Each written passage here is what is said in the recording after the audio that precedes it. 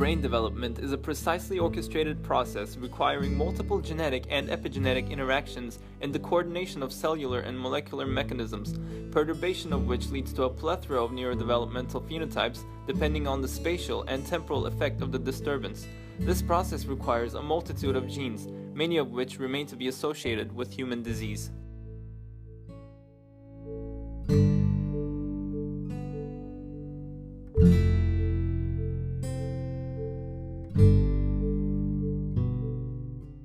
We're very excited about this work as it represents a significantly sized genomics study.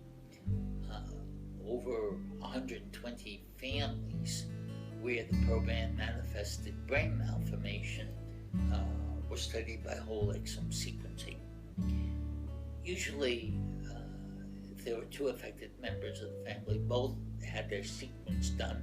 If it was just one, we would often do a trio with both unaffected parents to try to initially focus on new mutations or homozygous variants in suspected genes that might be involved.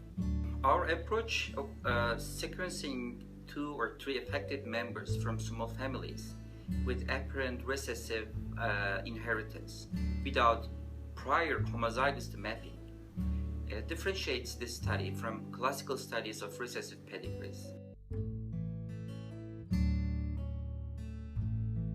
We illustrate the utility of this approach and underscore the added benefits of solving blended phenotypes and observing the mutation load of individual cases within a given pedigree.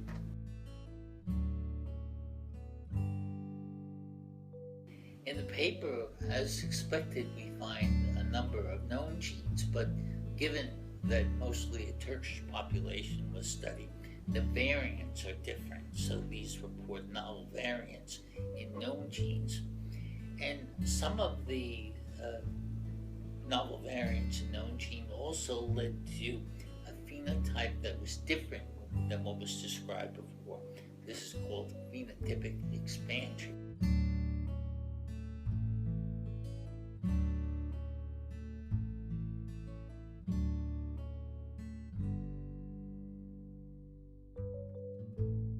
In our analysis, we tried to maximize the power of a large cohort.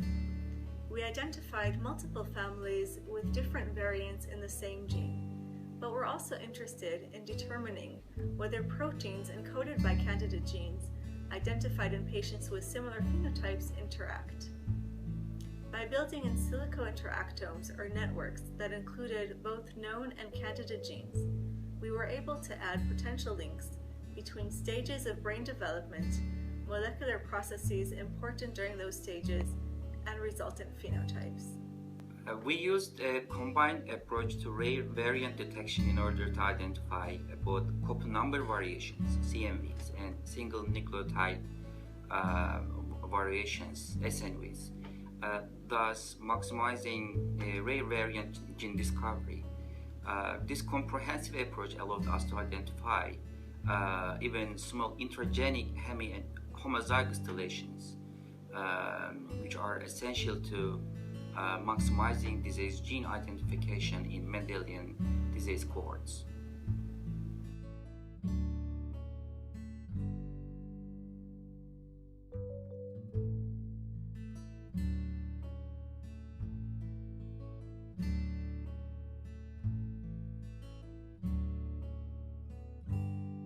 One of the major points of this paper is in regards to how we perform CMV analysis from whole exome sequencing data.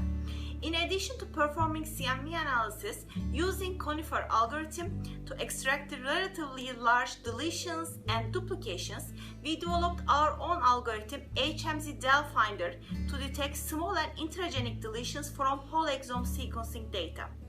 At the first step of this algorithm, we extracted read count information from each sample's BAM files and then retrieved the exons with very low read count. By this way, we found 4 families with homozygous or hemizygous deletions detected by this algorithm. Interestingly, These deletions lie within the genes that are associated with the patient's presented phenotype. The vast majority of the families presented in our study had image-confirmed structural brain malformations, nearly 80%. This discrepancy is noteworthy as imaging studies provide specific objective visual and quantitative evidence for the genomic findings in patients with various brain abnormalities.